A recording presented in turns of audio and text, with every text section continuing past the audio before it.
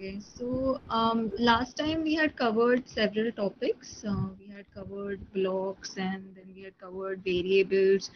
We had covered global and local variables. We also saw what a little bit of what functions were in Python. Then we saw about the comments, right? How to write comments in Python, single line comment as well as multi-line comment. We saw how to declare global variables and local variables and how to use them. Also, next we saw certain data types. We saw the data type float. We saw then we saw Boolean data type. We also saw certain operations that we can perform on Boolean data type, like logical operators and relational operators, which can be performed on float as well as integer data types. So I hope all of you have done the assignments that were given to you all last week.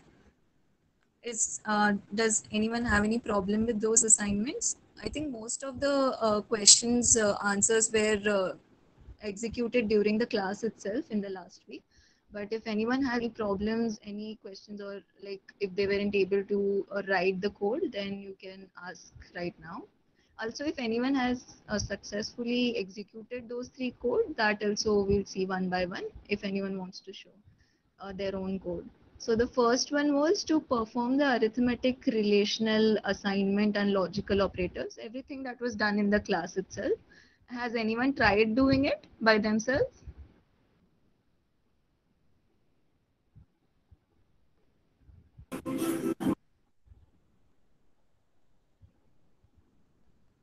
Yes, Nisha, have you done it? Your phone is still Hello, recording. I'm fine. Hi, Nisha. Have you done the like those exercise questions?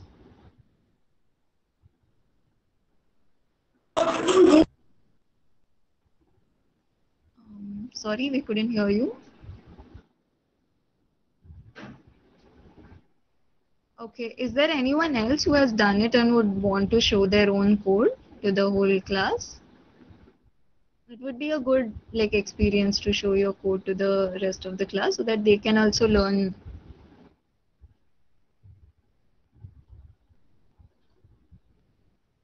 So, so does that mean like no one has done it or like have you tried to do it?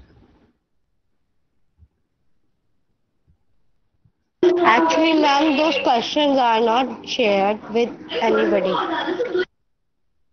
Okay, those questions were not shared last week also.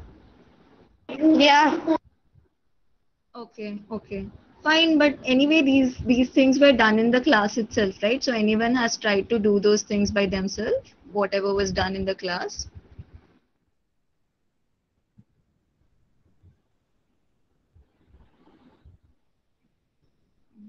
Okay. Okay, but like you guys have understood, right, what arithmetic, relational, assignment, and logical operators are?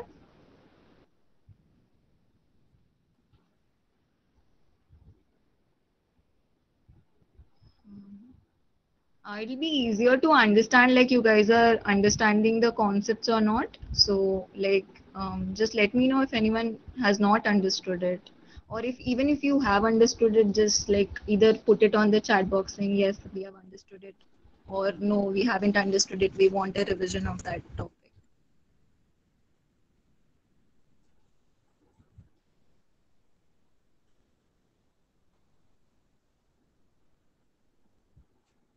Okay. Okay. What about the others? I have only one message on the chat box.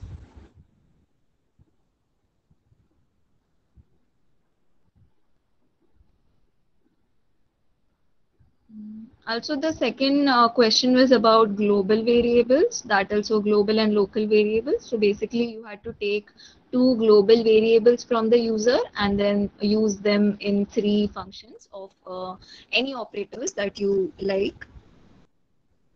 Okay, you want a quick recap of the previous things? Fine, fine, we can do that. So I'm assuming all the rest of you also require a quick recap of the previous, not Yeah, last ma'am, I class. think everyone will need it. Okay, cool. Yeah, yeah. So we'll go theoretically, like because if we type the code in, then it will take a lot of time. So if you want to see how it works, then you can go and check the last week's video, right? But I'll give you a theoretical recap so that we can also move on to today's topics, and you guys, you like it'll be fresh in your memory. Okay, ma'am. Yeah, ma'am. Perfectly. Yeah, ma'am. Thank you, ma'am. Okay. Okay. And I think Bangaru Varshisht, ma'am, I'm not last class not attended due to network problem. Okay. So I think if you have missed this classes, the videos have been shared with you. So please ensure that like before you come for the next session, right, you watch the videos. If you have missed the class or if you want to revise or something, just watch the previous sessions videos. So that like it will be like a quick recap, and in case you have missed it due to some reason, so you'll be able to follow up in the next session. So yeah, Varshisht, I'm going to give a quick recap, but please ensure that if you have missed the class due to some issues, then to watch the video before coming for the next class. Okay, I'll just share my screen. We'll just check out the last week's presentation and then go through all the topic one by one. Okay, ma'am.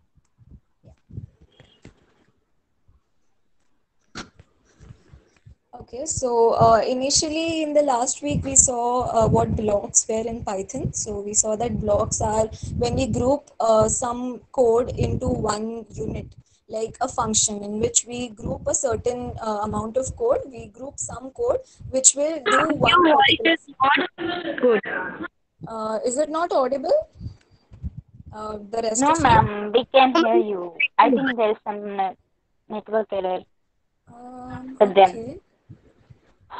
Okay. Others can hear, right? Yeah, ma'am. Okay. Cool. Yeah. So we saw what blocks in Python were. Blocks. One example that we saw for blocks in Python is a function. So basically, whenever a block is written, right, that one block will execute as a unit, which means when you are calling that block, all the code that is written inside that block will execute. So in this case, we saw an example of function, right? Whenever we write a function to do a specific task, right, like addition of numbers or subtraction of numbers. So when you call that function, we saw how calling of function works, right?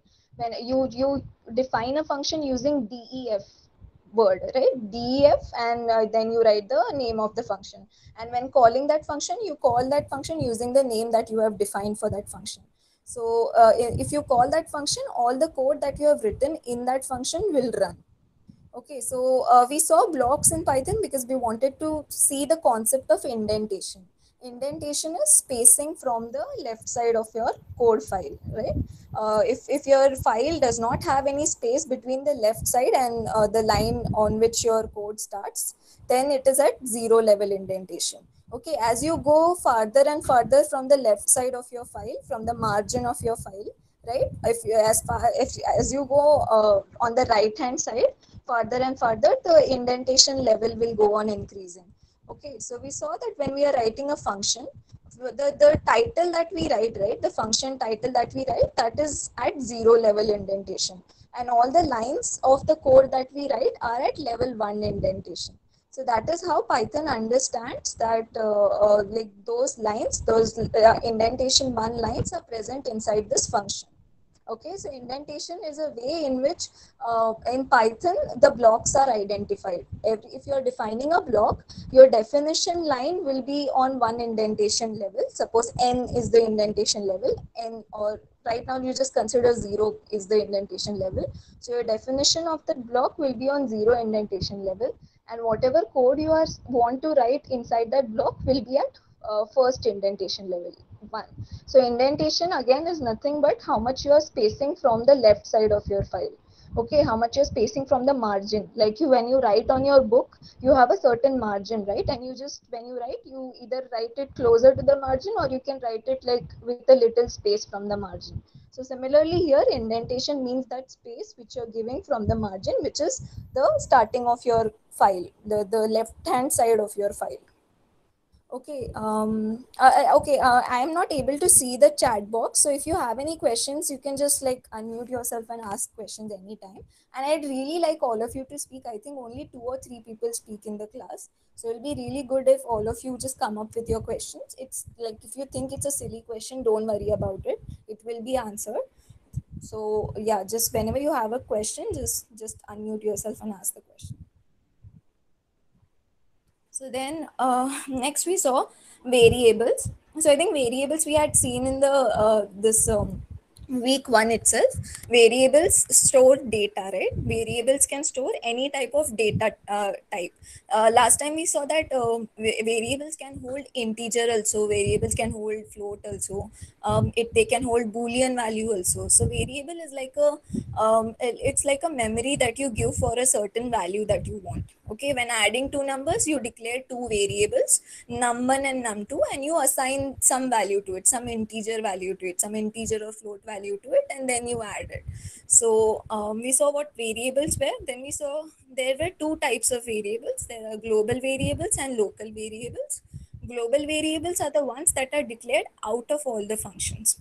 Okay, any variable which is present inside a function is called a local variable, and that local variable cannot be used outside of that function.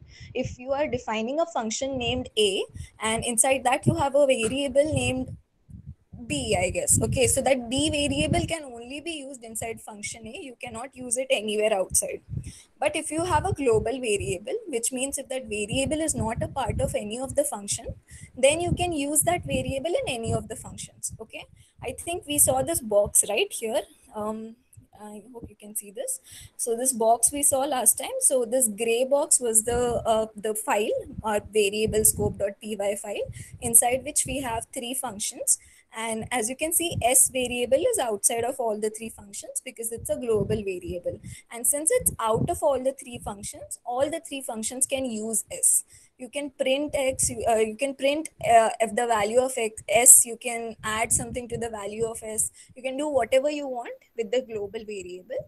And inside these three boxes, right, you can see three functions. So these three functions have two local variable.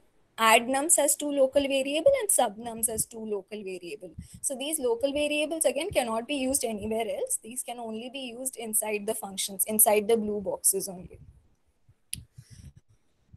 Okay. Then we saw what comments were. Comments are basically a way in which you can make your code more understandable. If you're writing a big code, even for a small code, and if you want someone else to read that code, then it will become easier for someone else, right, whom you're giving your code to read that code if comments are present in the code. Okay, so that the other person, like if you write a code and you give your code to me to read it, so it will be easier for me to read what you have done if you have comments placed inside your code, right? Because it's not like English language, right? I won't know your logic unless you unless you give me a hint. Okay, this is what you are trying to do with the code.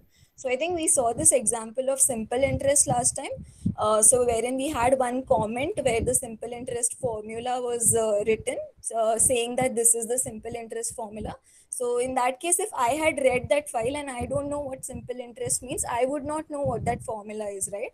So in cases like that where you're using some formula or where you're using some logic, which you think that the other person, whoever is going to read this code in the future, might not understand. So at that point, it's good to add comments to increase the readability. You call it readability of the code because like the other person should be able to read that code, right? So we saw single line comments, and which is written using a hash character at the start of the line. So your example, you can see, right, hash, this is a comment. So after that hash character, whatever you have written, Python will not take that into account. Python will not consider. Yeah, any question? Any question? I heard someone speaking a question.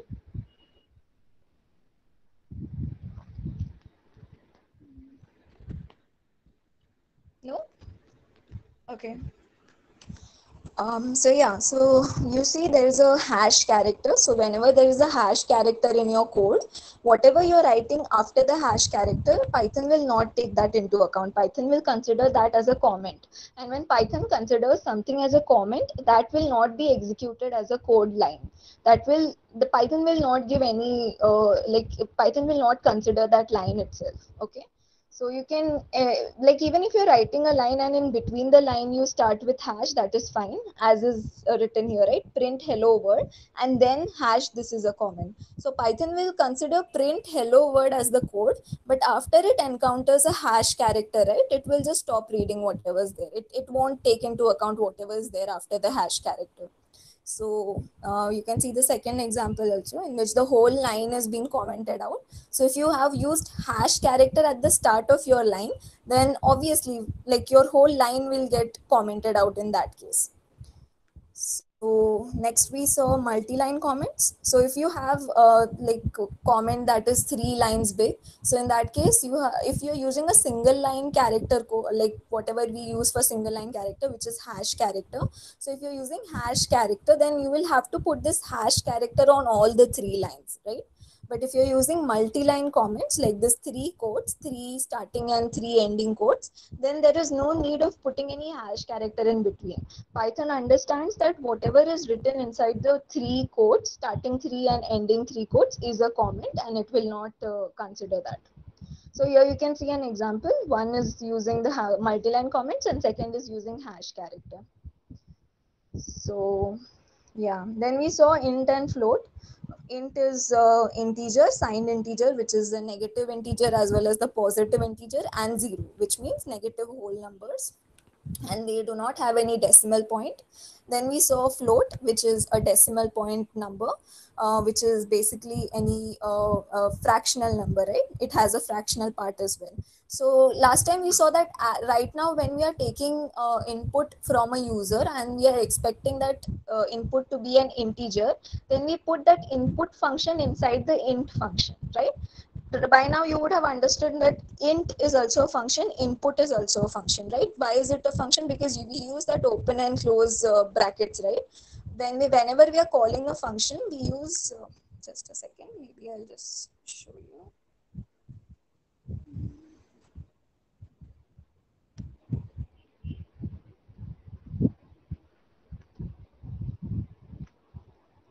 So whenever we are writing a function, right, like def add, something like this.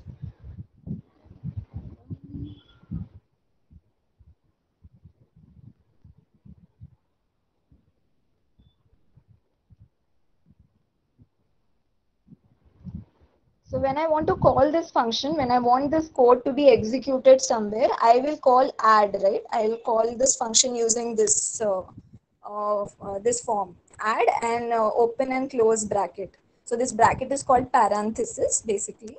So open and close round bracket. So similarly, when we want to take input, what we do is input and open and close bracket, right?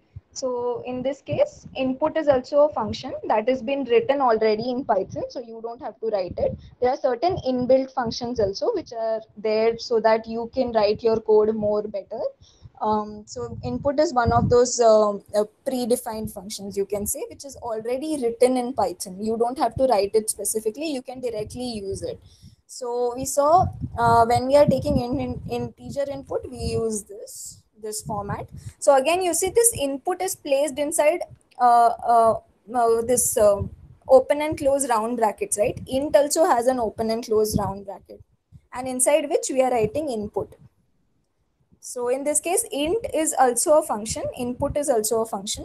We are putting whatever in. So basically what int function is doing, right? So we saw, right, every function has a specific purpose. So here input has a function, input function has a purpose of taking the input from the user, right?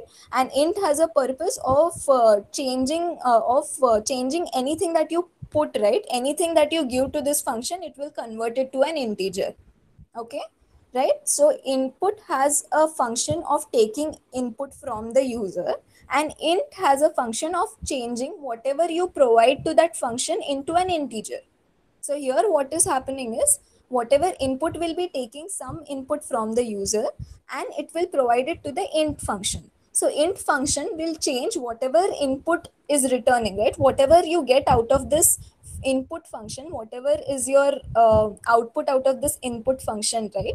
That is passed inside the int function. And int function will convert it into an integer and then put it into your variable. So this is basically, I wanted to tell you that this is also a type of function.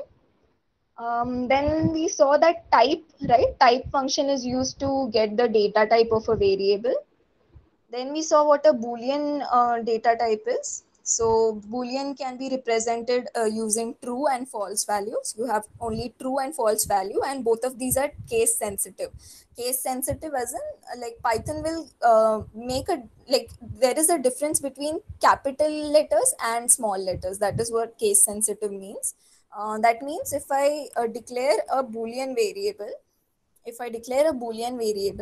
saying small trua, so this Python will not accept this. This is a syntax error, because since the true value, right, the Boolean value is capital TURE, Python will only take capital T. Python will not take small t. When you try to create a Boolean variable with a small t, it will fail. It will throw an error because Python is case sensitive. Okay.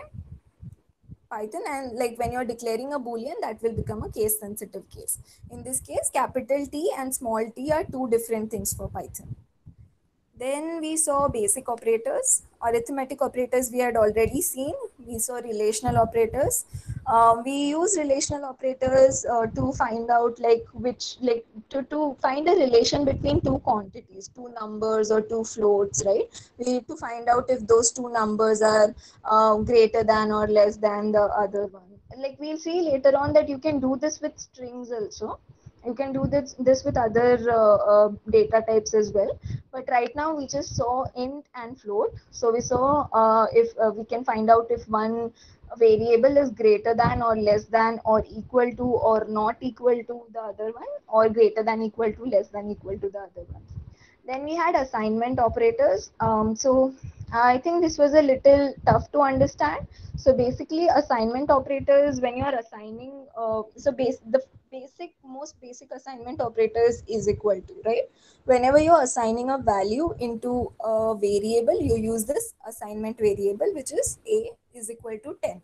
Okay, now, now we saw the other assignment variables basically are used when you want to add something to a number and store it in this, add something to a variable and store it in the same variable. Like if I want to add 2 to this 10 number and store it again into a itself, so I can directly do a plus is equal to 2. Okay, what this will do internally is it will internally expand like a is equal to a plus 2. So this line number 17 is a short form for line number 18. So when we want to add a number to a variable and store that, whatever the result is, whatever the output is, we want to store that in the same variable. So in this case, a is the variable, right? We want to add 2 to a variable a, and then we want to store the result into the same variable a. So in this case, I'll use assignment operator plus is equal to. And the same thing works for some other operators as well, like negative minus a minus 2. This would also be fine. So here we can see you have plus is equal to, minus is equal to, into is equal to, divided by is equal to, and modulus is equal to. Then we saw logical operators. So we saw like as the arithmetic operators and the relational operators usually work on integers and floats. Similarly, logical operators are usually used in between Boolean data type, right? Because in this case, we just check if one or this we just check if both the values are true or false and find our answer using the value of the both variables. So we had three variables, and, or, and not. Not was the easiest. So if you give not x, here in the PPT you can see not x. So this will revert the value of x, which is basically if x was true. So see, here in this case, there can only be two values of x, right? X can only be true or false, either true or false, right? So what not x will do is, if the value of x is true, then it will convert that to false. Okay. So if you say y is equal to not x, just a minute. My Pydroid is only visible, right? Yeah, ma'am. Okay.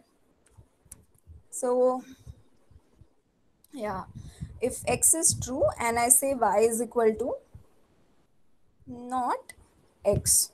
Now here in this case, y will have the value of false. That is because not will revert, not will just change the value of whatever variable it is followed by, and like it will reverse it.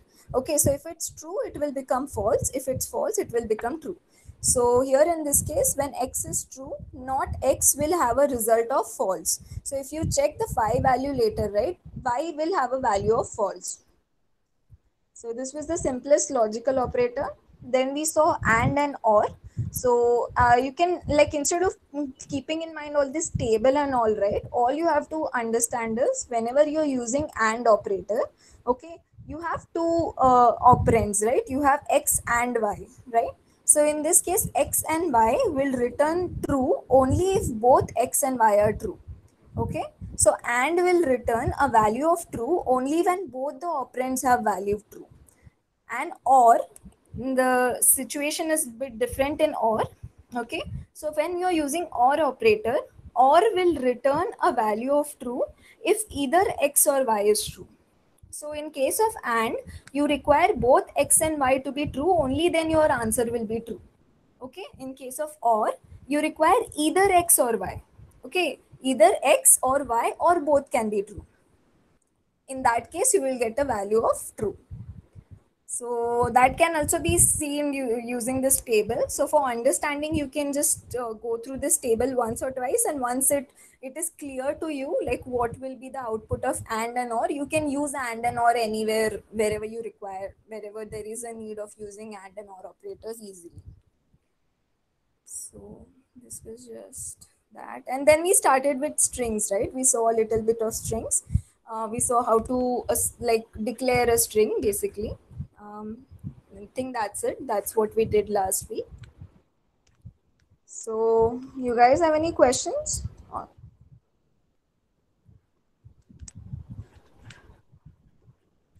Okay.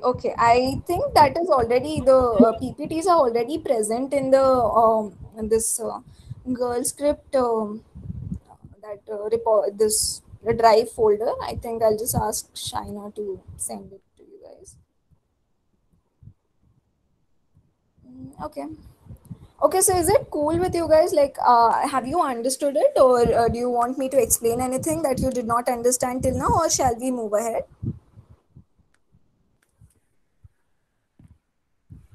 Yeah, ma'am. Yeah, as in move ahead. Everyone?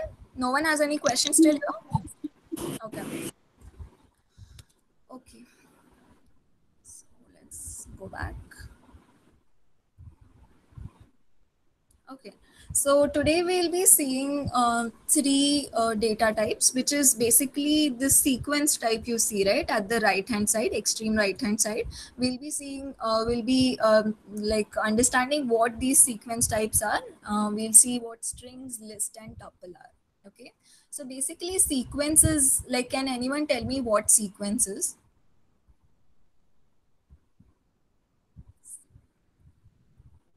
Anyone? Steps. Yeah, kind of steps. Yeah, right.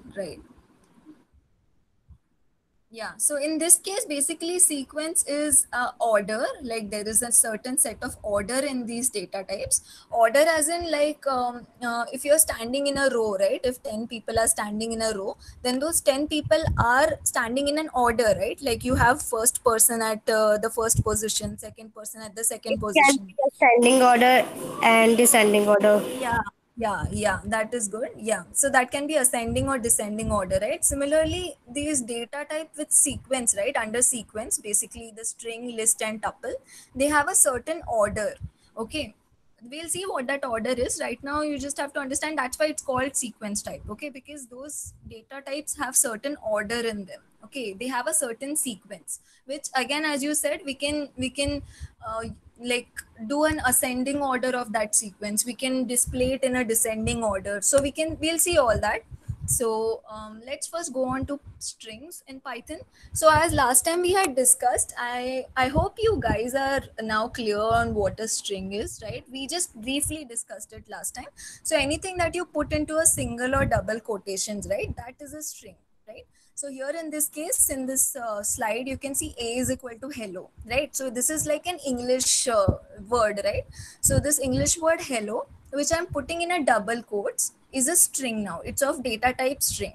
Okay, we saw that when I put A is equal to 3, we saw, right, using type. Just a second. I'll just go back so that this gets example. Okay, so we saw that when we use A is equal to 3, and then if we try to print the type of this variable using type function, again, this is a function. As you can see, I'm using an open and close round bracket, right? Because it's a function. And can anyone tell me what is the task that this function does for us? What is it? Like we discussed, right? Every function has a specific task that it performs. So can anyone tell me what is the task that type function is performing for us? Ma'am, it will give us the data type. Yeah, right. It will give us the data type of whatever we are putting inside it. Okay, when you're putting anything inside this function, right, inside this brackets, that is what you're passing to the function. We'll see all that when we reach functions. Right now, you just have to understand type is a function, and whatever you're passing to it, like this A value that I'm passing to the type function, is what the type function will work on. Initially, we saw, right, you have an input, and when I get an input, I will process on that input and give some output. This is the same case. So type is that processing, like type is the code that will process my input and give me an output, right? So in this case, my input to type function is A, which is 3, and it will give me certain output, which would be the data type of whatever input I am passing into it. Okay, so in this case, we saw it will give me a class integer int. Any questions, anyone? No, ma'am. Okay, so in this case, we saw that it has a data type of int, right? Similarly, whenever I just put st, whenever I use double quotes or single quotes and put anything inside these double or single quotes, Python will understand that it's a string. Okay, string is a sequence of characters. So we were talking about sequence types, right? Why is string called a sequence type? Because it is a sequence of characters. So characters is, I hope characters is clear to you all. It's just alphabets and letters, like capital alphabet, small alphabets. Whatever is present on your keyboard is a character, right? Right? Or Space. whatever. Sorry. Space also. Yeah, space is also a character. Everything that is present on your keyboard except for the enter, right? Enter is also a character, but we'll see about that later. But right now, space, numbers, and small alphabets, capital alphabets, then all the plus, minus, into sign, open bracket, close bracket, all of these are characters. Okay, so basically, Yes, ma'am. what string is it is a sequence of characters. Okay, sequence is what, see, if I tell you there is one girl, okay, standing in a row, okay, there is just one girl in a row, you won't call it a sequence, right? You won't call it a row or an order, right? If there are 3-4 girls standing in a line, then you call, okay, there is an order of girls standing here, right? If you have 2-3 numbers, okay, if you have 4 numbers, then you will say, okay, I'm going to put these 4 numbers in ascending or descending order, right? So here similarly, because you have a certain set of characters, you have like a bunch of characters, okay, together. Whenever you have a bunch of characters together, that data type will be called as string. Okay, so actually in this case, even one character is called a string. Like if I say D is equal to D or S, or okay, fine, D. Yeah, so this D is also a string, it's not a character. Whenever you put anything, even though we know that it's a character, but for Python it is a string. Python does not understand what characters is, okay? We know that this is a way of understanding for us, okay? What is string? String is a bunch of characters together, okay? But for Python, if you give it a bunch of characters or if you give it a single character, it will consider it as a string only. Python does not have a data type called character. Python only has a data type called string. So even if you give it a single character, it will consider that single character as a string. It will call it a string. String is a name of anything in Python that you put inside double quotes or single quotes.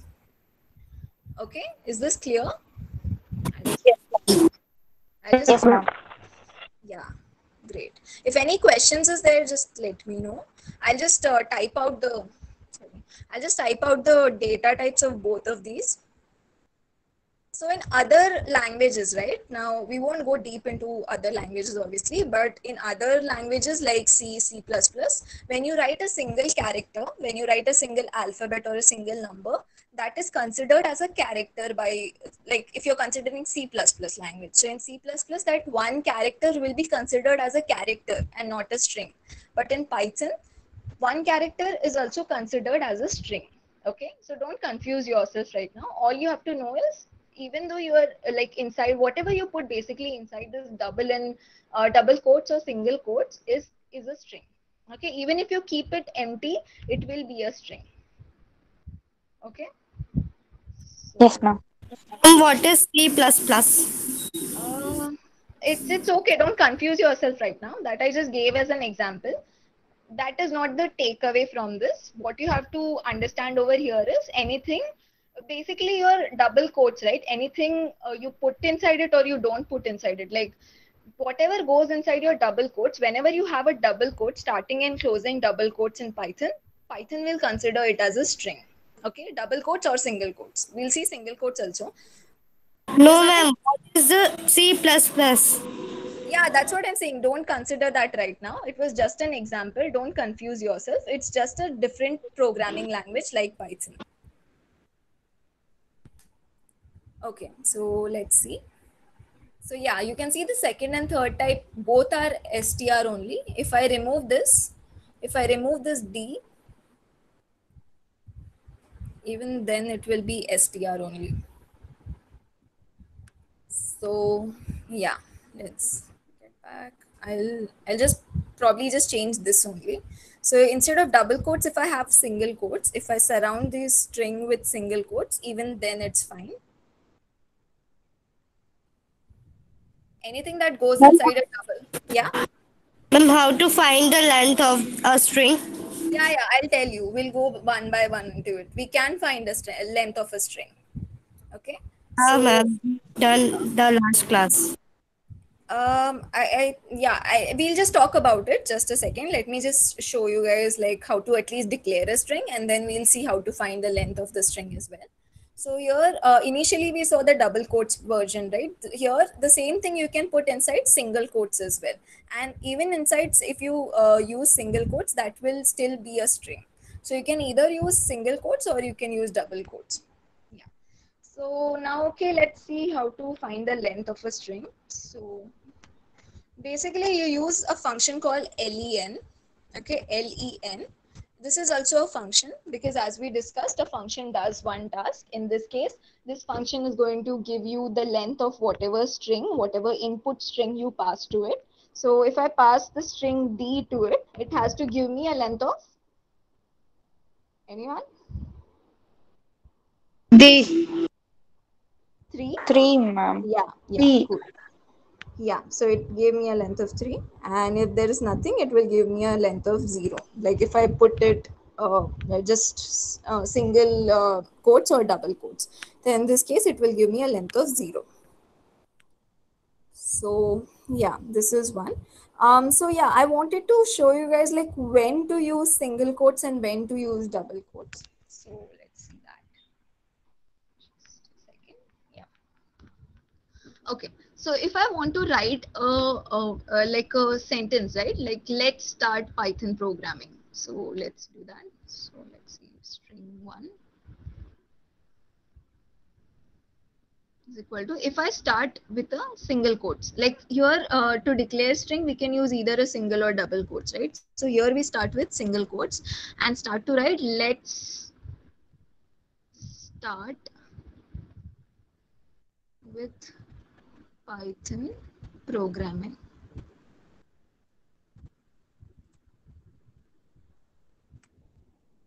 Okay, so now you saw what is happening here. So we have used single quotes to tell Python that this is a string. This is where we are defining a string. Whatever is put inside this is a string. But inside our string, there is one more single quote, right? So when I try to execute this, it will fail. Can anyone guess why will it fail?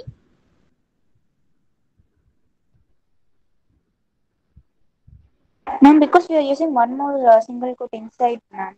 So the string will complete with that. Yeah, right, exactly. That's great.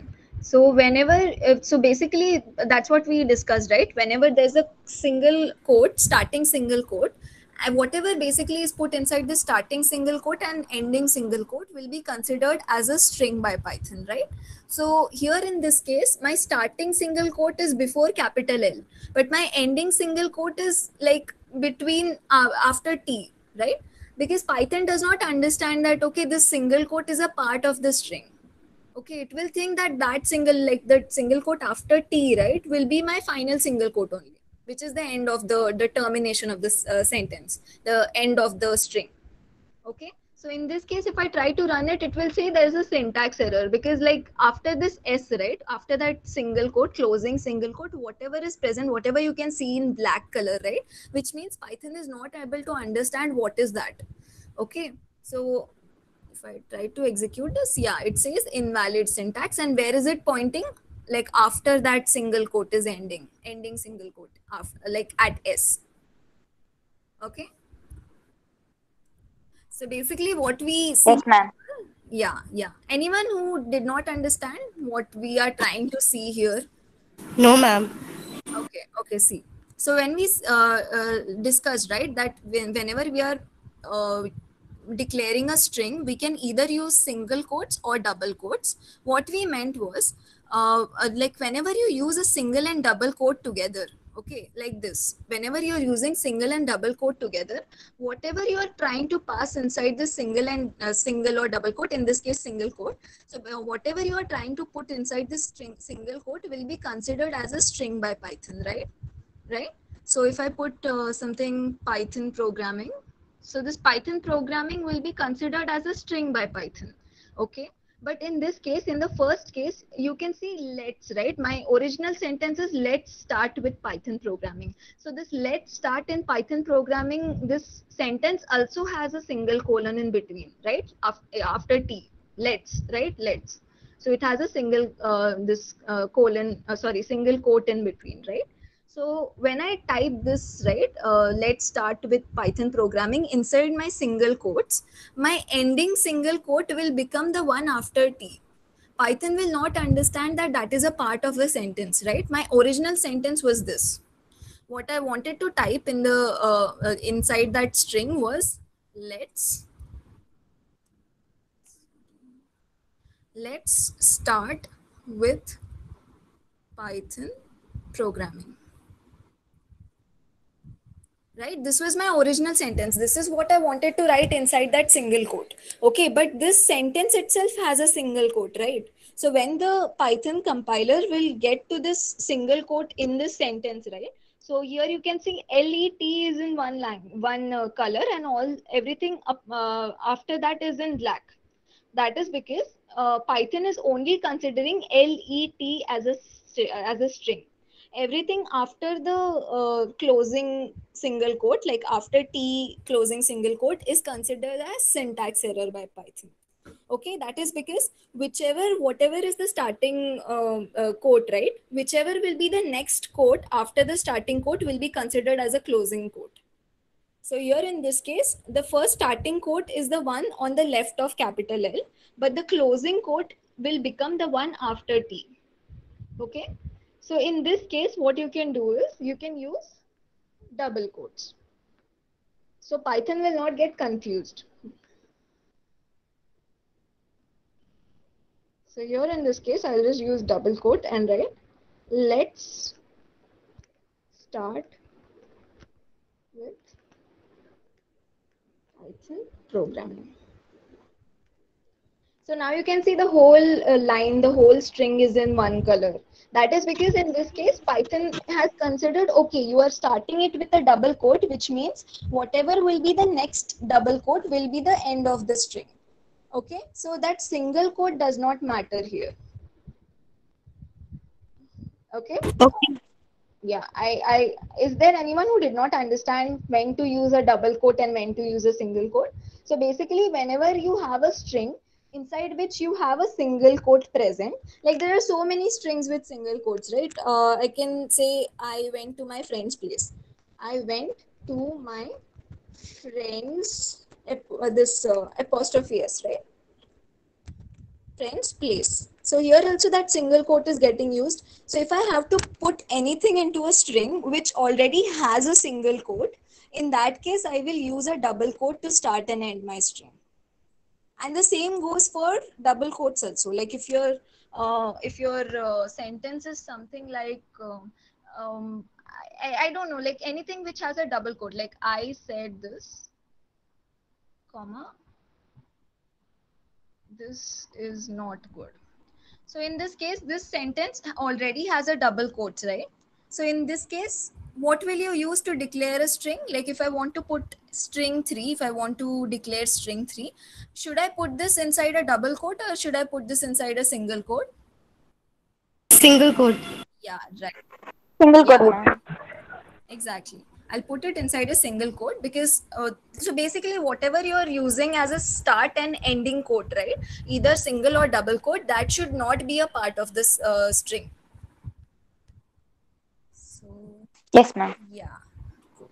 So yeah, so this was basically about how to declare the strings. Let's move ahead. Let's see what all else is there. Yeah, so like you can write a string using single and double quotes. You can also write or declare a multi-line string. Okay, so multi-line string is exactly like multi-line comments. So instead of one single quote, one starting single quote and one ending single quote, you will use 3 starting single quotes and 3 ending single quotes, which means this 3 starting single quotes, and then I can write anything inside this that will be a part of my string. So I can say, I love the idea of coding. I love the idea of coding. And this will be considered as one string. But if you're using normal single quotes and normal double quotes, right? In that case, you can only, your string can only be of a certain length only. You can only create a string that will fit into your one line. Okay. So if you have multiple lines, if you have 3-4 lines in your string and you want to put that inside one variable, you can use a multi-line string using this 3 single quotes, 3 starting single quotes and 3 ending single quotes, or 3 starting double quotes and 3 ending double quotes. This is exactly the same as multi-line comments. We can use 2 single quotes. No, that is not the syntax. You will have to use 3 single quotes only. 3 single or double. Only we can use only 3 single quotes at a time. That is a syntax. Like basically, either you can declare a string with one single quote. Use more than 3 single quotes. No, that is not the syntax. That is what I'm telling you. Either you can put this and put your string inside this, but in this case, you can only type on one line, right? You can only type as much you can put in one line. But if I have 3 single quotes, which is what we used in multi-line comments, right? Similarly, I can put my string into different lines. Line this one. So I can just put as many lines as I want. Okay, so in multi-line comments also we saw that we required 3 starting double quotes and 3 ending double quotes, right? Similarly, in this case, if you want to write a multi-line string, you have to start your string like this. Is how Python understands that it's a multi-line string when it encounters a 3 single quotes or 3 double quotes. Ma'am, Yeah. Yeah. Any questions? ma'am, can we use single quotes for multi-line? Yeah, you can use that. So here I have used single quotes only. I've used 3 single quotes, right? 3 single quotes for multi-line or 3 double quotes for multi-line. Either this or 3 double quotes. No, ma'am. Only Yeah. single quote. Yeah, so that's what we saw, right? This is 3 single quotes only. No, ma'am. Only one single quote. You will have to end it, right? See, whenever you're starting a string, you have like, how will Python understand where the string ends, right? So that's why you can either start it with one single quote, then put your line, whatever string you want to put, and then close it with one single quote. Okay, Yeah. everything has to start and end, right? That's how Python will understand whatever is present inside your starting and ending quote is what is your string. Okay, I hope that clears your question. Yeah, ma'am. Okay, just a minute. Yeah. Okay, and okay, Python doesn't have character type. Okay, that's what we saw. You can access any character using indices. Okay, we'll see this one. So now, if I have one line, just put this. Okay, if I have alpha is equal to c, alpha is my variable name here, and c is the string that I am using in this case. So now, what is the length of the string? One. Yeah, cool. One. Yeah, One, it's ma'am. yeah, One. yeah. It's one. So now, if you can see this, is it visible properly? This slide, the one that Yeah. I'm focusing on. Okay, okay, fine. Yeah, so here you can see if alpha is equal to c, right? So basically, so why is it called a sequence? Because the characters, right? That we said that the characters are so basically string is a bunch of characters, right? So this bunch of characters are placed in a sequence in the Python's in your system's memory, or wherever Python will keep your data. When you are putting some value in a variable, Python will store that variable somewhere in the memory, right? So whenever it is put, okay, it will be stored in a sequence. Okay, what does that mean is it will be stored in a particular order.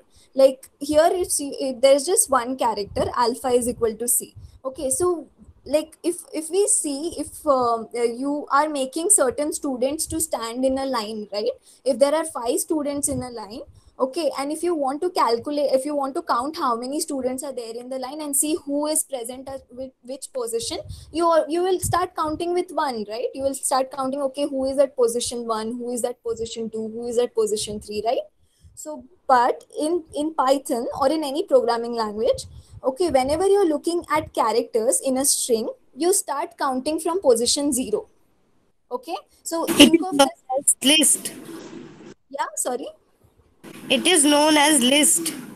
No, it's not a list. We'll talk about list later on.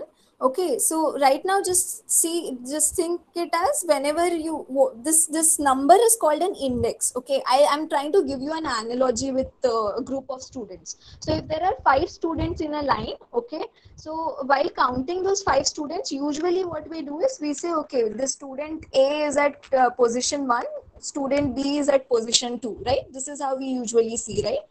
Okay, so that makes it easier for us to understand which student is at which position, right? And if you want to call out one student, we can just say, okay, you student at position number 2, you come forward, right? Similarly, so basically in that case, the students are standing in a certain sequence, right? They have certain sequence in their line, whatever they are formed. Okay, so like this line, this line of students that I'm talking about, right? Here we start from position 1, right? Similarly, in case of strings, we start counting from position number 0. Okay, so if I have one character, okay, if my consider a string as a group of characters. So just like a line can consist of many students standing one after the other, similarly a string is a group of character placed one next to other. Okay, so if I want to start calculating which character is at which position of the string, I will start counting from 0. I will not start counting from 1, I will start counting from 0. So since my character C, right, the string C has only one character, I have written a 0 in above this C block, if you can see here. This is called an index. Okay, so basically if we think of it as a group of students, a line of students, sequence of students, okay, the person standing at the first position, if you think of it as in terms of string characters, the person standing at the first position is at index 0. Okay, and then it keeps on going, like similarly, like the person at second position will be index 1, the person at third position will be index 2. So similarly, whenever there is a string consists of characters, right? These characters have certain sequence in it. These characters have sequence as in they are placed one next to other. Okay, so when they are placed one next to the other, we can count the sequence of characters starting from the start of the string, right? We can say, okay, this character is at position at this position, the second character is at second position, third character is at third position. Okay, but when we are talking about strings, we'll usually say that the first character will be at index 0. Okay, it is still at the first position, but while speaking we'll say it is at index 0. Is this clear to everyone, the concept of index? Yes, ma'am. Okay, any doubts in this? It is a way in which you determine the position of a certain character in a string. Okay, if my string next is C, if you can see my alpha is equal to coffee. So if I have another string which is coffee, in this case now I have 6 characters in one string, right? If you check the length of coffee, it will be 6, right? So here I can count the characters in my coffee string starting from 0. Okay.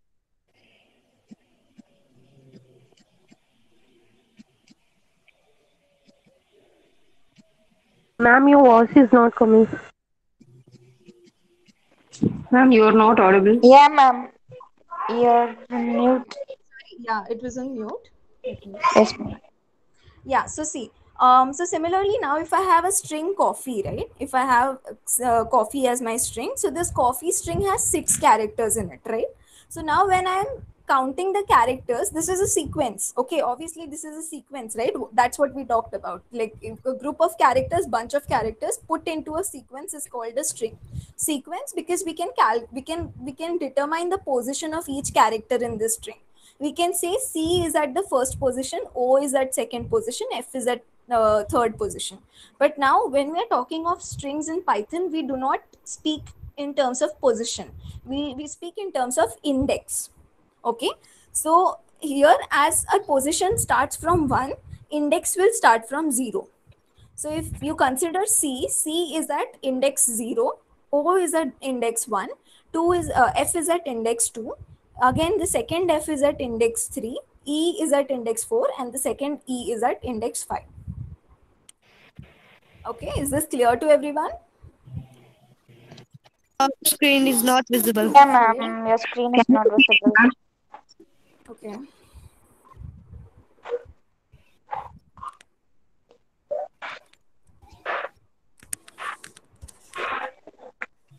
Okay, yeah. So we just talked about coffee, right? The string coffee, which is a sequence of characters. And these characters we can count at what index which character is present. Okay. So index is always -1 of the position. We won't consider position at all in this case. Whenever we are talking of strings and characters inside strings, we'll consider index.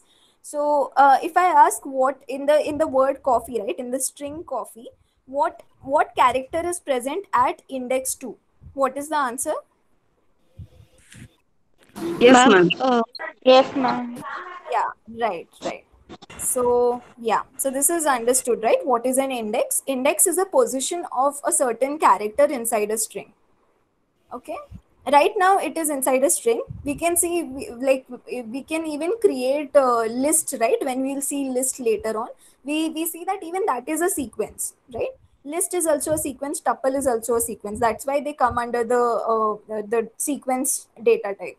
So in those cases also this index concept will be used in wherever there is a sequence in Python. Okay, and I have to identify what item is present at a certain place. I will use index as a way of checking the position, as a way of checking what is present at a certain position. Okay, so yeah, so the first one, first operation, so we'll see a bit of string operations. Just a minute, give me a minute. Okay.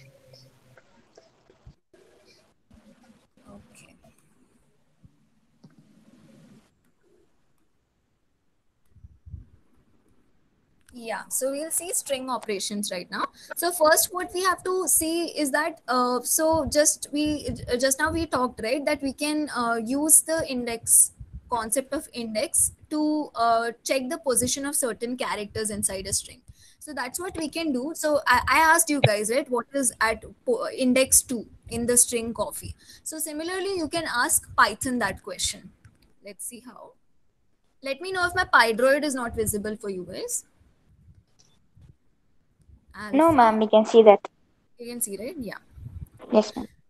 So if I have coffee as a string, okay. Now the same question that I asked you guys, right? What is present at position number?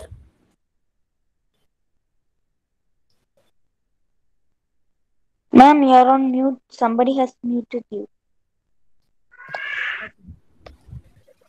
Yeah, so if I want to if I want to check like which character is present at position number 2, which is index 2. Okay, sorry, not position, don't say position at all, it's index. Okay, so here so I think you guys would have understood by now that C is at index 0, O is at index 1, F will be at index 2, right? So a string always starts with index 0.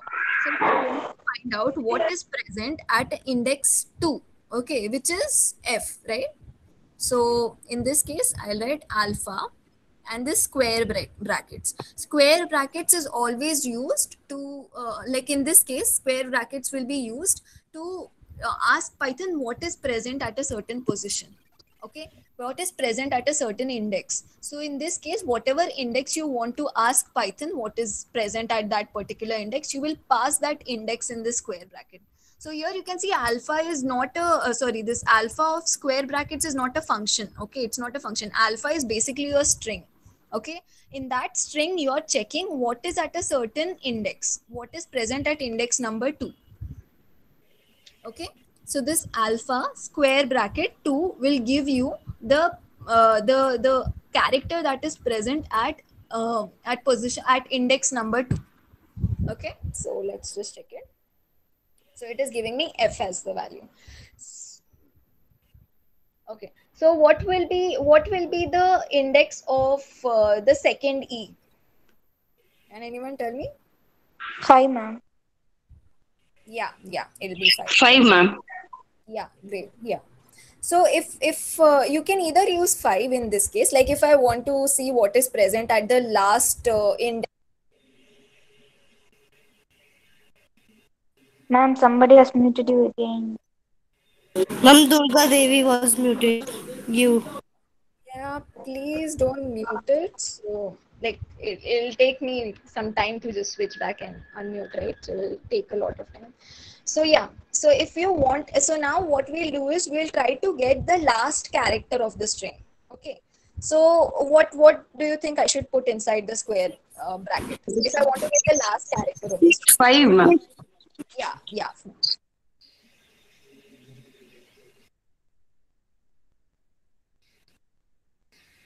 Ma'am, I think again you are on mute.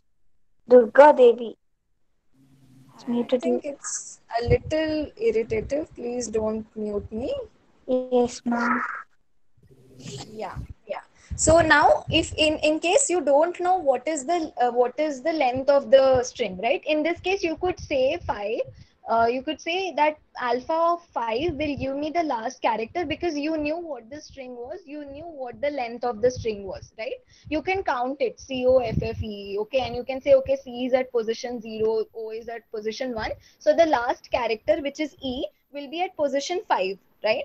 So now if you do not know the string, okay, in that case, how will you get the last character of that string? Suppose you have some string alpha, okay, and you want to find the last character of the string, but you don't know what the string is. So you don't know what is the length of the string. So in that case, what will you do? Can anyone tell me? How will you get the last character of a string when you just know the name of the string? You don't know how many characters are present inside the string. You don't know what the string is. You just know that the name of the string is alpha, and I want to know the last character of that string. Okay, so in this case, what is the information we are missing? Yeah, someone was answering. Length. Yeah, right? Because we know if the length of the string, if we know that the length of the string is something, so in this case 6 was the length of the string, right? We know that the last character would be present at 6 minus 1, 5. Okay? Did you guys understand why would the last character be present at 5? Because when you're counting the length of the string, you will start from 1, right? You will start 1, 1, 2, 3, 4, 5, 6. Okay, the length of the string is 6. But when you are using index, you will start with 0, right? So in all cases, the length of the string, right? Whatever is the length of the string, the number of indexes that you will have in that string would be 1 less. So let's say if I have one more string, beta, which is mm, thank, thanks. Okay. So I think this is also 6 only. Thanksgiving. Okay. So now just let me check. Yeah. So now if I know that, so now I'm not even counting the characters, okay? It is too much to count. I'm not doing so much of effort. So what we'll do is we'll just say len of beta to see how many, what is the length of this, okay? So we saw that 12 is the length of this string. Beta, okay. The length of the string beta is 12, okay? So what would be the index of the last character? 11. Yeah, right. Yeah. I hope everyone is clear with this. Why is it 11? Because Yes, when we are ma'am. calculating the length of a string, we start with 1, right? Because if we are calculating, we'll say, okay, T is 1, H is 2, A is 3. Okay, in that case, it will give me the total length of the string, which is basically the number of characters in the string is 12. But when I'm using index, I'm starting with 0. Okay, so your last character of the string will be what will it be? 1 less than the length, right? Yes, ma'am. Yeah. So now if I don't know what is the length of the string and I still want to know what is the last character of the string, I'll say print alpha of, I have to give the position, I have to give the this index, right? And we just said that the last character of any string would be at index. What index will be at? 11. Length minus 1. Yeah, 11 was this one case, Thanksgiving case, but in general I was asking, like in general it will always be length minus 1. Okay. Yeah. So here we'll write len, because that is how we get length in Python. Len of alpha minus 1. Just a second. Okay.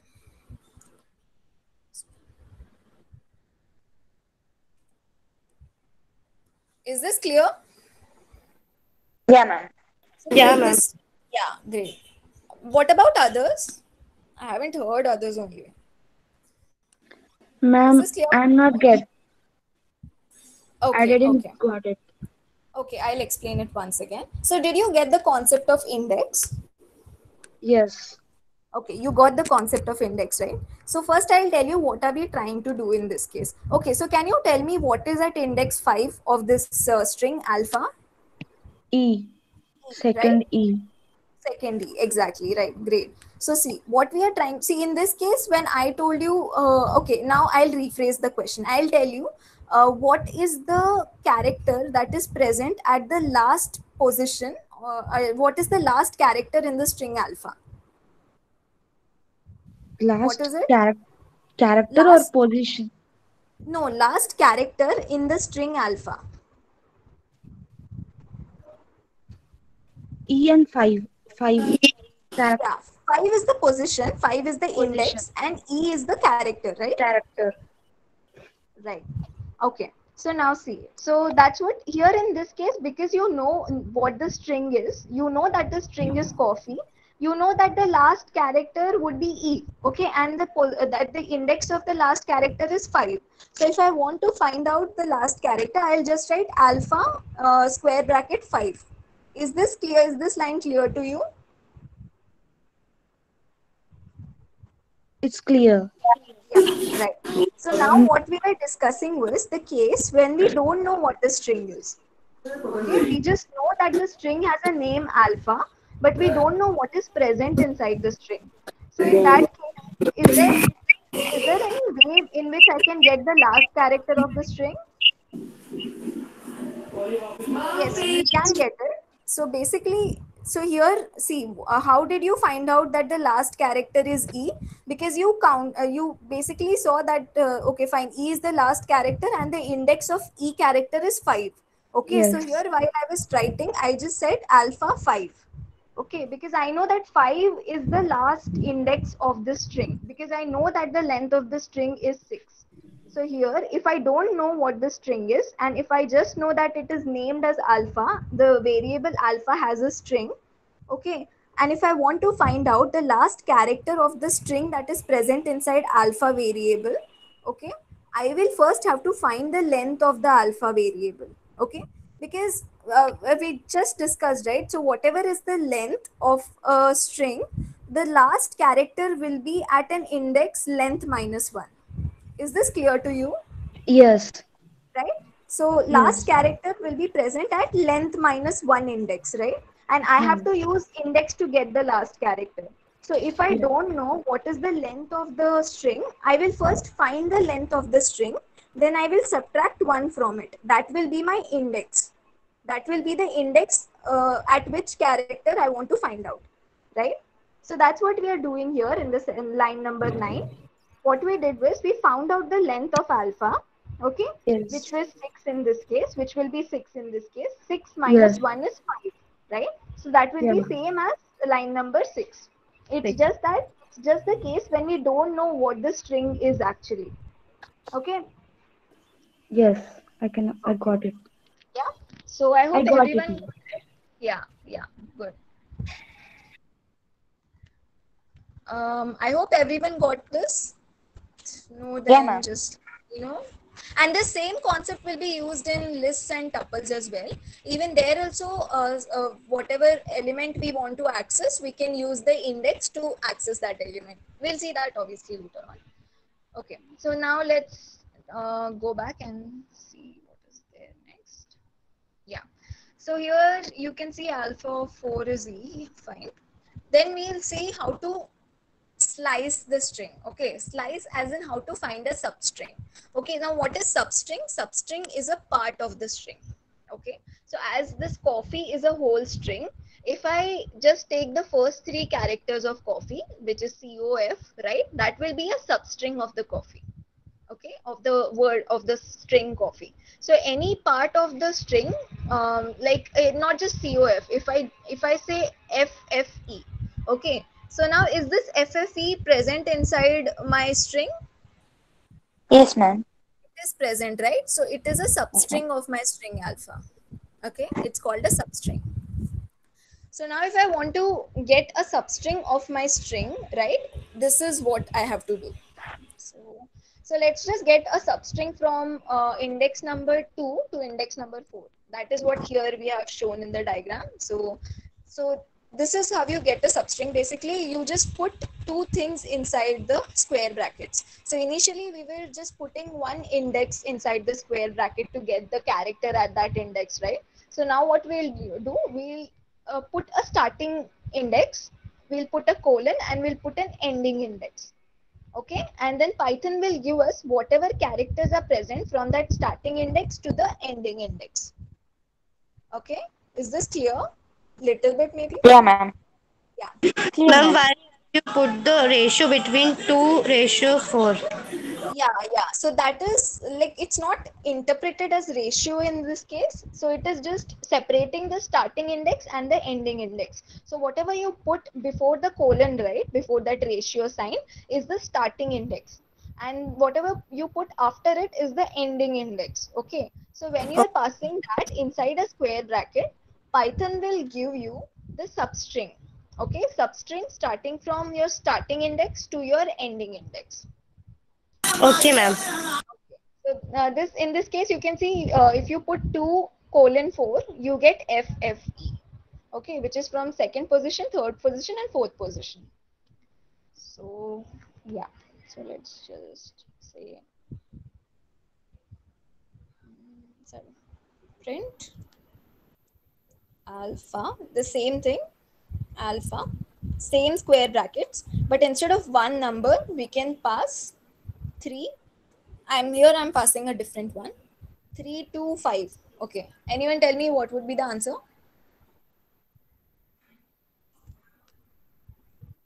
FEE, Yeah, ma'am. good. Yeah. Everyone understood how would it be FEE? FEE. Yeah, ma'am. Why is it just FE?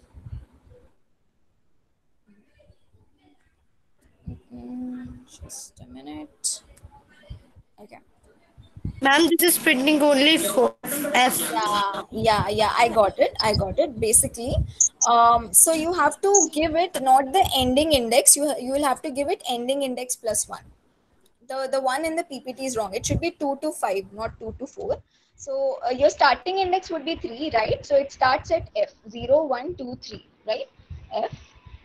But your ending index should be your whatever you want it to end at, which would be 5 in this case, plus 1. Okay. So here if I write Okay, ma'am. 3 to 6, it will give me the right answer, which is FE. Okay. Yeah. So, okay, I haven't written it in this case. It is actually present in the list PPT. So here, don't look at listing and all. All I want you to understand is, see, as we have the positive index, right? 0, 1, 2, 3, 4, 5. Similarly, we can use negative index also. Okay. So negative index will start from -1 to, so negative index does not start from 0 because this is negative, right? So negative index will start from -1 to the end, like whatever is the length, right? In this case, in this, suppose your string was 1, 2, 3, 1, 1, 1. Okay. So in this case, you had positive index, which is 0, 1, 2, 3, 4, 5.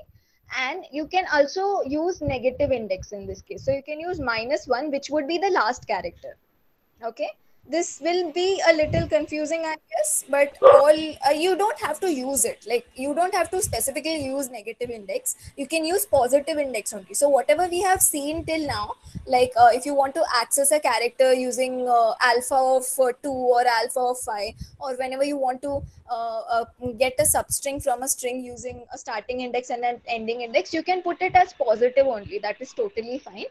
This I'm just telling you because this is how we can do it. We can also do it using a negative index. So when using a negative index, right, this is your interpretation basically. So if I go back and if I say alpha of, so maybe I'll just write it here so that it's easier. So see, COFFE, right? C is at index 0, O is at index 1, F index 2, F index 3, E index 4, and E index 5. Okay. Now, when I want to use negative indexing, when I want to use negative indexes, I'll start numbering it from the last character. So this will become my -1 index. This will become -2 index. This will be -3 index. This will be -4 index. This will be -5 index, and this will be -6 index. Just a second. I'll just be back.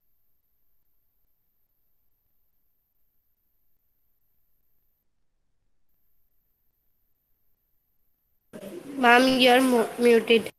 Yeah, I know. I just muted it for a second.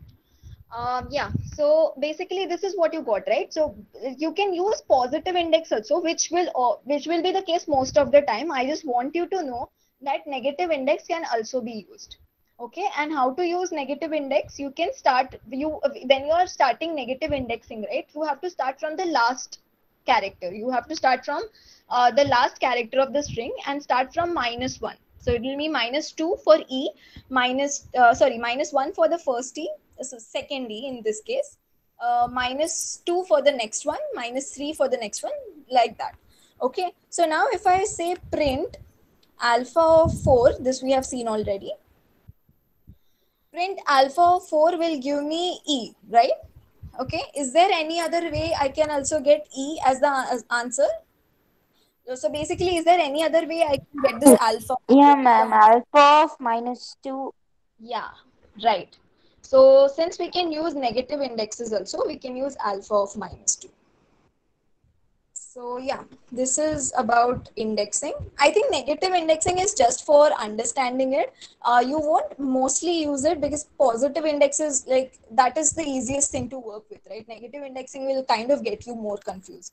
So positive indexes are usually used. You can just understand negative indexing just in case if you are reading someone else's code and they have used negative indexing to understand it. And also to know that in Python you can do that, just so, like, if for fun you wanted to use negative indexing, you can use that as well. Okay, so Yeah, ma'am. yeah.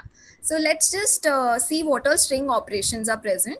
So yeah, so let's start with our string one. So I think one operation is already clear to you guys, right? We always do that while printing anything. Yeah, right? What is it that we do while printing anything? Like if we add two numbers and we want to print the output to the user, what do we do? Double quote or quotes, ma'am. Double Yeah, quote or we use single quote. double quotes and we use one more operator, right? That's what we saw. Brackets. No, if we want to place two strings one after the other, Plus. yeah, exactly. So that is the first operation, string operation that you can perform. You can add two strings. Okay. So if I have these two strings, Python and classes, and if I add them both, str1 plus str2, and if I print them, Python will add those two strings, which is basically it will place those two strings one after the other. So here you can see Python classes got printed. Like there's no space because I did not add a space character. Notice it will not add any extra characters than whatever is already present in those strings. If you want a space, you can add it. You can say space plus. Okay, in this case, it will give Python space classes. So again, space is also a character. So if you want that to be present inside your string, you will have to put it inside the string. Okay, Python in this case, now Python and classes are two strings, but there is no space in between anywhere.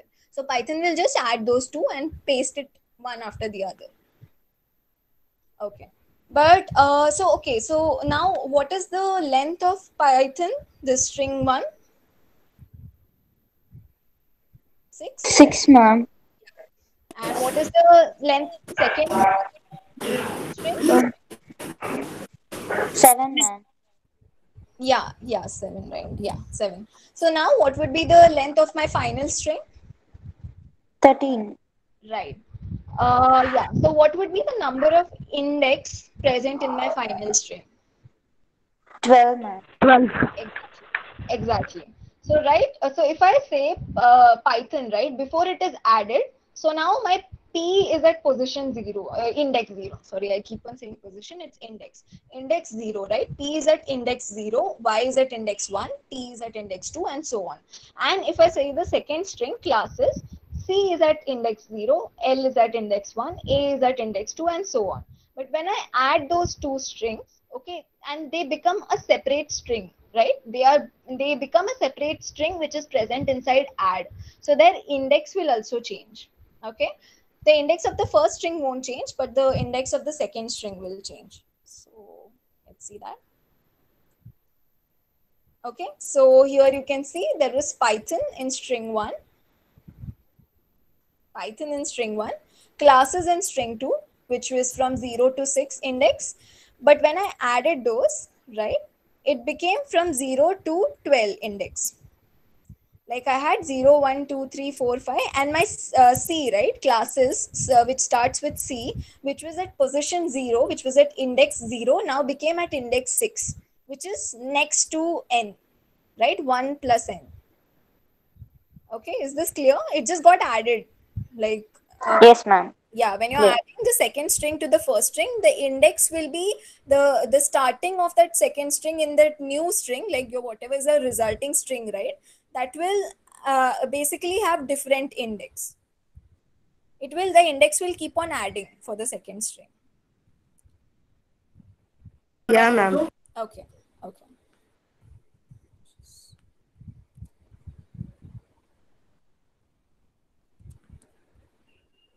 Okay, this is one operation that you can do using this Python strings. The second one is you can multiply the strings. Okay, you can multiply one string, basically one string with an integer, with a positive integer.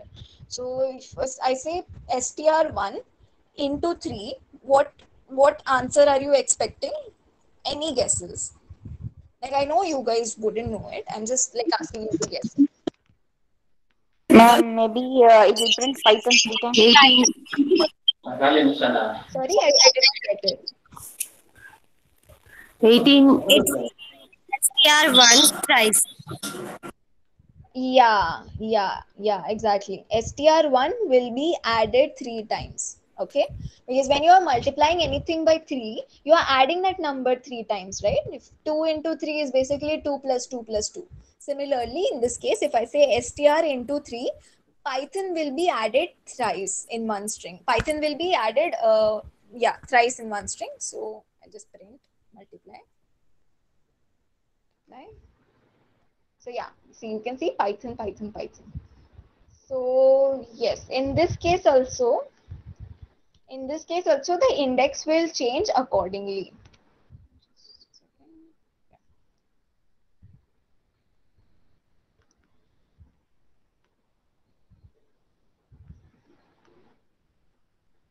Yeah, in this case also the index will change accordingly. So after the n in the first string, right, first Python, which is n is at index 5, the next Python will start from index 6, which will go on till index 11, and then the next Python, the first character, right, p, will start from 12 index.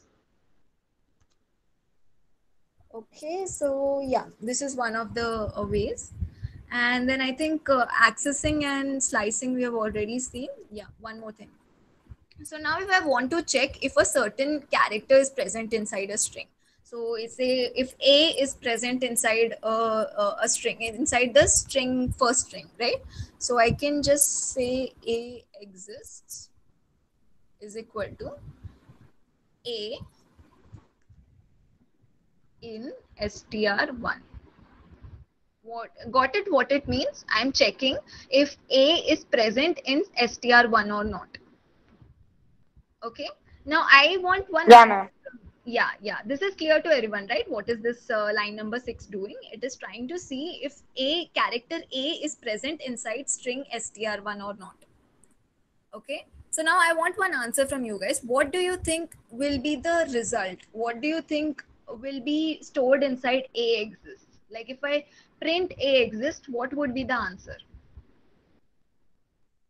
Okay, again I'm repeating the question. This is what we are using in str1 for, to find out whether A is inside inside the string str1 or not, whether it's there or not. Not, ma'am. Yeah, it's not there. Yeah, A present in strings 1. Not. yeah, it's not. I know it's not there. My question is, if I print A exists, what would be the answer? Maybe 0, ma'am. Yeah, it can be, but no, it's not the answer. Zero is not the answer. Okay. False. Not exist. Yeah, I think someone said the answer. Not Now exist. false is the answer. False is the answer. Yes. Yeah. It Boolean. Yeah, right, right. So here we are checking if something is there or not, right? So whenever you have a question like if it's there or not, if it will happen or not, okay, in this case you have two options, right? Either true or false. Okay, either it is there or it is not there. So Python will give you an answer in Boolean. So here in this case, A in str1, what are the possible answer that you can have? Either A will be in str1 or A will not be in str1, right? So the only two options that can be the answer to this question, whether A is present in str1 or not, is true or false. It's there or it's not there. So False. yeah, false. Yeah. So if I print A exists, it will be false. Yeah. So similarly, in right. Okay, just a second. Just like in, you can also use not in. Not in. Not sure. Yeah, this will work. Yeah. Right? Or I mean, I'm trying this, I'm not sure, but this should work. Is equal to not A in str. Ma'am, So, you did a syntax. Grammatical mistake. what according to you is grammatical mistake? Putting not before A in str. Variable. Its spelling is wrong. Exit. Yeah, that does not matter. Even if I put A, right, it is a variable, right? You can put any name to a variable. So it's not a syntax. Like variable is whatever you are naming, right? It's not something that Python has a specific name for. Like this, in this case, print is a predefined function which is already there in Python and you're using it. But when you're creating a variable, you can name it anyway. You can name it wrongly also. Only thing you have to follow is certain rules that we had seen in the first. There are certain rules that you have to use to create a variable name. If those rules are followed, any variable name is valid. So anyway, I'll just make it as S. Yeah, let me just check if this works. I'm not sure. Should work though. Yeah. So it does work. So basically what I did is the main syntax is which makes more sense is the first one, right? A not in str, which is basically you're saying A is not there in str, right? So in this case that answer would be true. Is this clear to all of you? Yeah, ma'am. Yeah, ma'am. Yeah, so what I did was I just tried to put the not. So basically, we have seen not logical operator, right? So what is the syntax whenever you're using not logical operator? Not x. Y is equal to not x, right? Y is equal to not x. And so if x is true, y would be false. X is false, then y would be true. So similarly, in this case, what I did was not a in str, which is basically a in str would be your x in this case, right? So whatever answer you're getting from a in str, which would be false, a exists will hold the opposite answer, will be true in this case. Clear? Like why did the, Yeah, ma'am. yeah, why did I change the syntax and still it worked? Yeah, ma'am. Okay, okay. If no questions, we'll move ahead.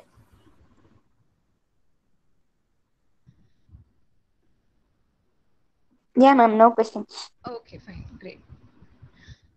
Yeah, so this is what I'll just do once.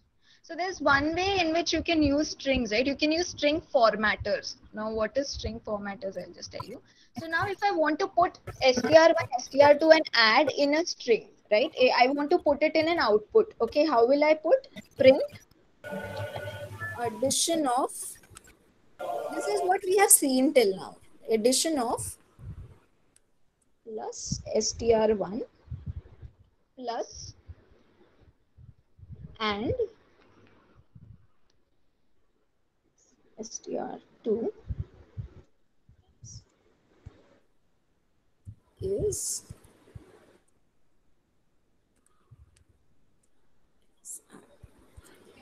this clear for all of you what I have done? This is what we have seen a lot of times since the start. Whenever we added two numbers, and we wanted to show the output to the user, this is the syntax that we used, right? I'm just using it with strings. Yeah, ma'am. Yeah, I Yeah, can ma'am. use it with numbers also. That will be helpful later on. Num2 is 15. Add num.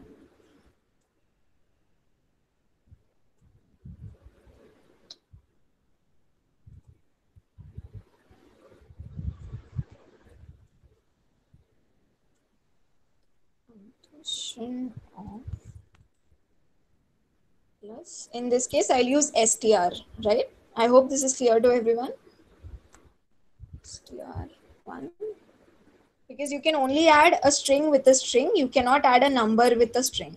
So if I have to if I have to put a number in the string as a part of a string, I have to first convert it to a string and then then use that number to add with a string. If any confusion, Okay, please ma'am. let me know. And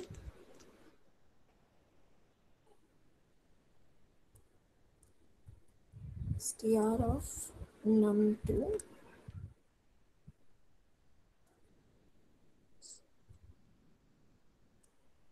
is plus str of add num. So this is what we have been seeing since the start. This is how we have been printing the output since the start, right? So now what you can do is, this is too much of effort, right? As you can see, you'll have to keep on adding plus, plus, plus everywhere.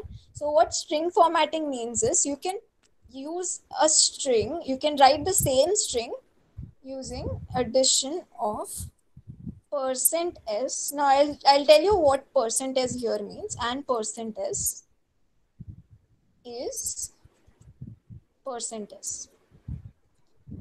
Okay, so this %s is a placeholder for the string str1, str2 and add. Is this clear? Like, all I'm doing is, wherever in the string I want to add something, right? Wherever in the string I want to add a variable, I'll just put it as %s. Okay. Yes, ma'am. Ma'am, I didn't understand. Did you understand the first line, line number 7, what we have done here?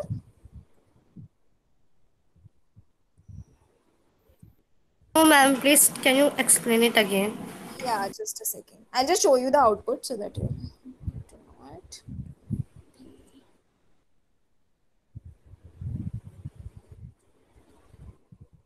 Okay, so see here I have two strings, right? Python, and then I have classes. If I add those two, I will get Python classes, right? The same, I want to put it in an output. I want to output it to the user. I want to say addition of the string 1, whatever is present in string 1, and whatever is present in string 2 would be whatever is present in add. Okay, so why I'm adding plus str1 here? Because I want that whatever value is present in that str1, right, should get added in this string, in this output string that I am using. So now if I run this, you'll see addition of Python and classes is Python classes. Okay. Okay, so this is the final goal. This is what we want to do. What we want to do is, I want to tell the user that, okay, this I have added this string 1 and string 2, and I have the output as add. Okay, but I'm not going to give the information of what is str1 and str2 to the user. Like, what will the user know what is str1 and str2, right? So whenever I'm printing the output, I want the value of str1 to be shown to the user, right? So in this case, I'm just saying addition of whatever is there in str1 plus, and whatever is there in str2 is whatever is there in and. So when I run this, that str1, str2 and will be added as the value, as whatever value is present inside str1, str2 and add.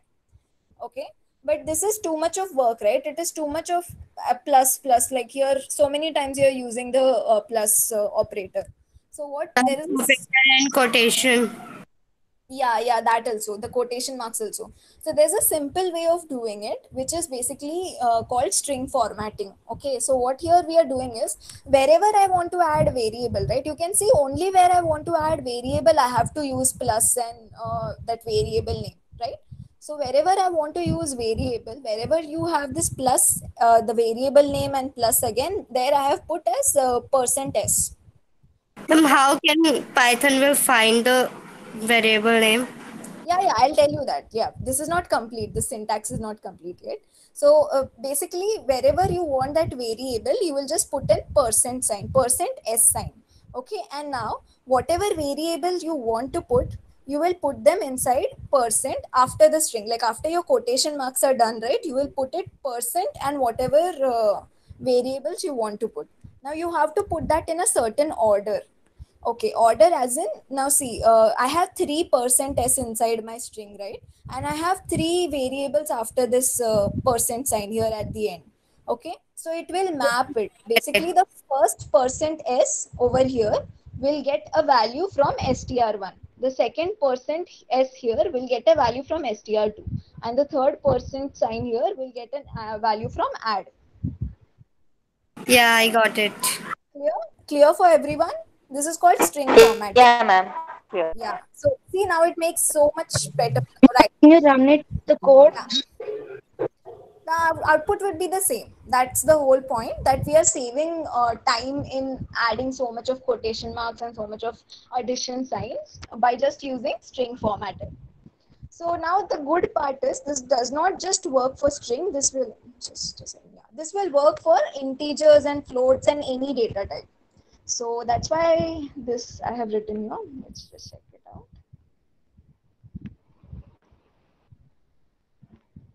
Okay. So same case here, I have two integers, one with value 10, second with value 15. Now when I add those two integers, I'll have a value of 25 in add num, right? Now this information I want to give to the user, right? So this is what I am printing. Addition of num1 and num2 is add num.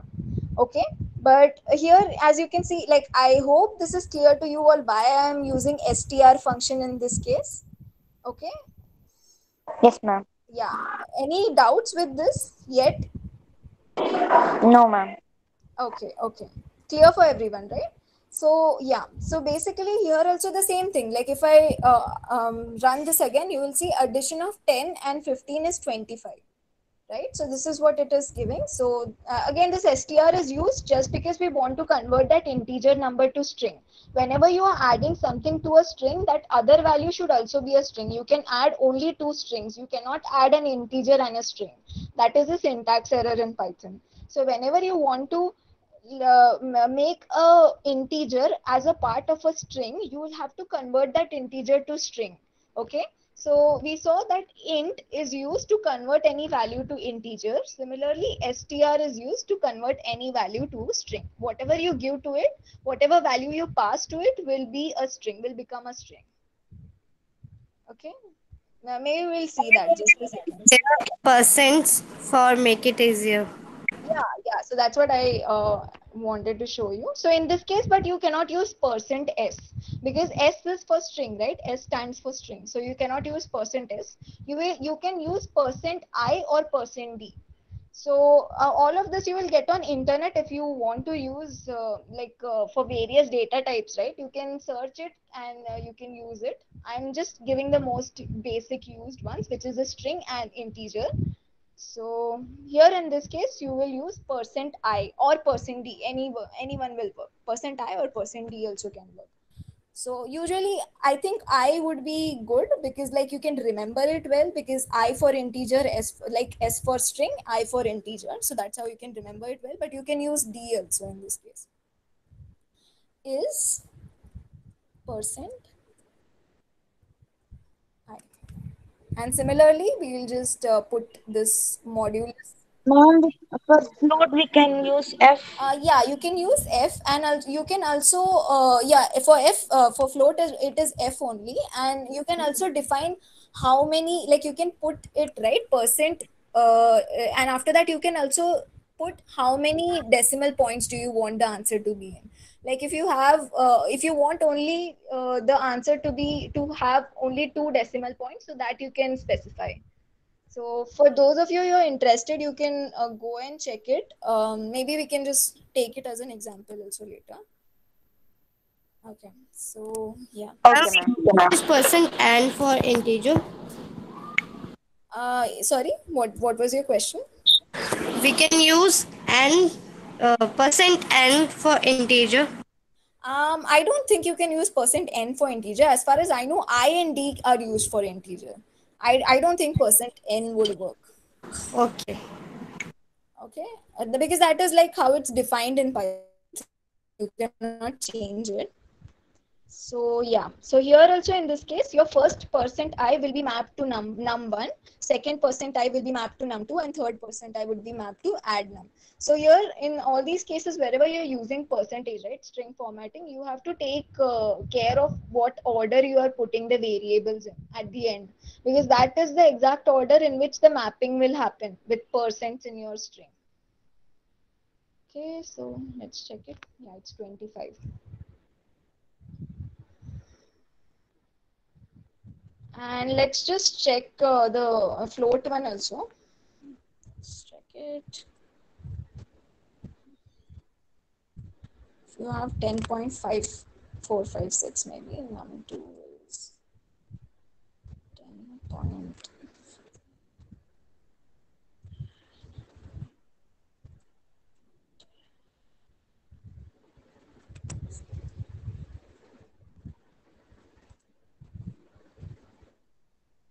Just printing and checking the output till what decimal points does it give the answer. Yeah, it gives till 3 decimal points, right? Check.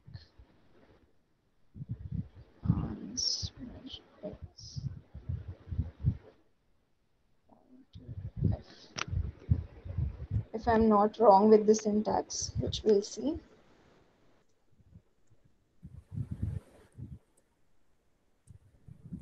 So, I mean, my intention is to print the answer only till 2 decimal points. Yeah, see, yeah, it's the right syntax only. So here, this is how you define for a float. So if you want the exact answer, right, if you want whatever is present inside add DEC, you can just put %f and it will give you whatever answer is present inside this add DEC. Okay. So I think this got increased, this got 000 because every variable has a certain size, right? So I think whenever you're using %f, that answer will get into a certain predefined size. So in this case, maybe the default, the number of decimal places is 6. That's why my answer, which was 21.094, got converted to 21.09, sorry, 094,000. Okay. So now if I We want can convert float into integer. yeah, you can convert float into integer as well. So first let's see this. We'll check out that as well.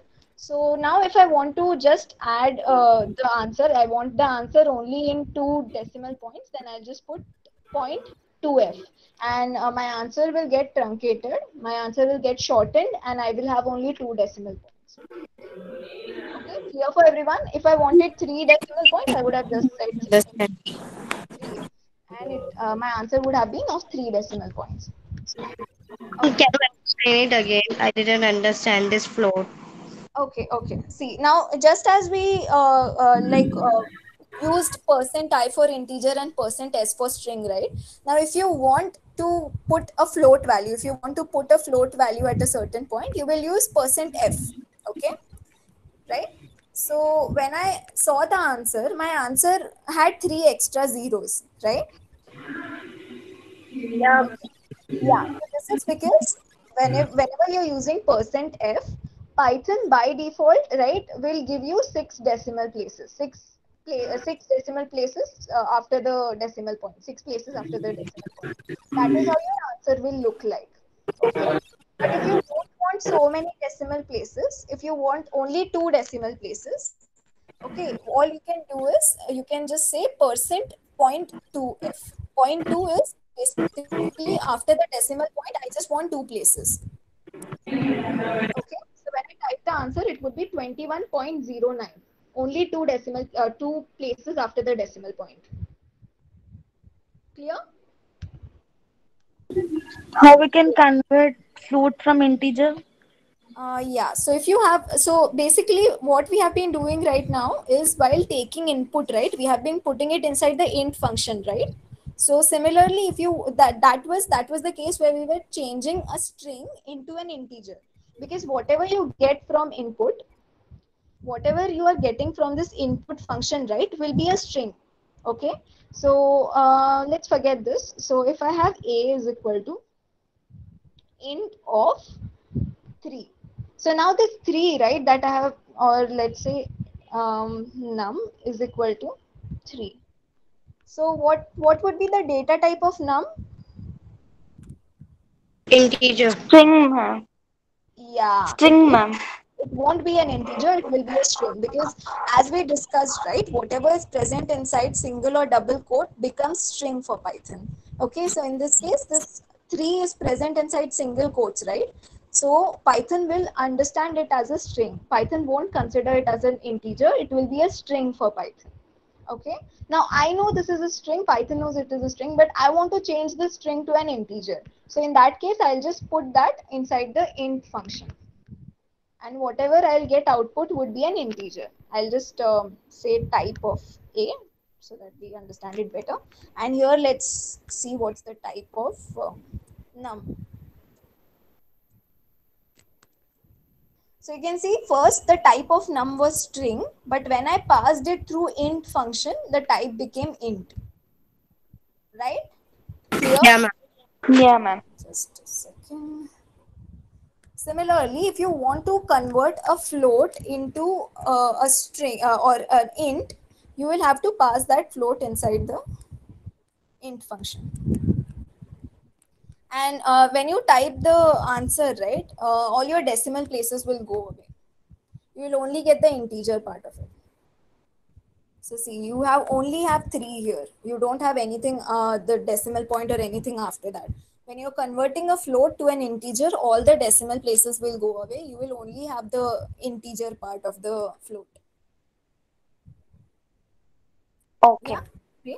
So yeah, this is what int would be used for. Then you can use string also to convert between types, and you can use, there's a float method also, if I'm not wrong. So you can try to use that and see. Just play around with all these things, and you will get better understanding of it'll be a hands-on thing for you guys. Okay, I think we have kind of reached to the end. Can you? Yeah, ma'am. Yes, in group. Okay, I think Abhishek, are you there?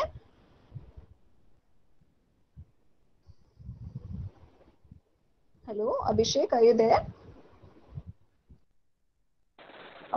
Priya, I'm there. I'm here. Hello?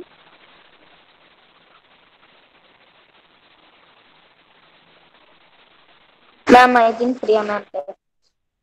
Yeah, Priya, I'm gone. So, guys, class is done now, I think. Yeah, ma'am. Can we left? Yeah, you can. And please submit the form, okay? Yeah, ma'am. Just got dropped out of the meeting. I think Abhishek or Neelam, anyone is there? Priya, Shaina here. Yeah. I think we're done for today's session. Okay, so any doubts anyone has for now, or can we close? No, we can close it. No, ma'am, no doubts. All right. Ma'am, just send that questions of last week so that we can try it. Yeah. So I guess Madhya's is there, no? So she'll share it in the group. Yeah. Madhya's the same folder that we have shared. Yeah, so Shaina, actually there's one PPT folder as well, right? In that Yeah. folder that you shared with me. So Yes. can you just share that with these guys as well? Okay. So I'll tell that to Madhya's offline. I guess Neelam and Komal already knew. Maybe Madhya is not aware about it. So I'll help them with that. Okay, cool. Yeah. Yeah. Guys, I'll get all the things shared with you. Okay, ma'am. Thank you. Okay. Bye. Thank you so much for the session, Priya. Bye. Thank Thanks, you. Shaina. Bye. Bye. Thank you so much, ma'am. Thank you. Bye.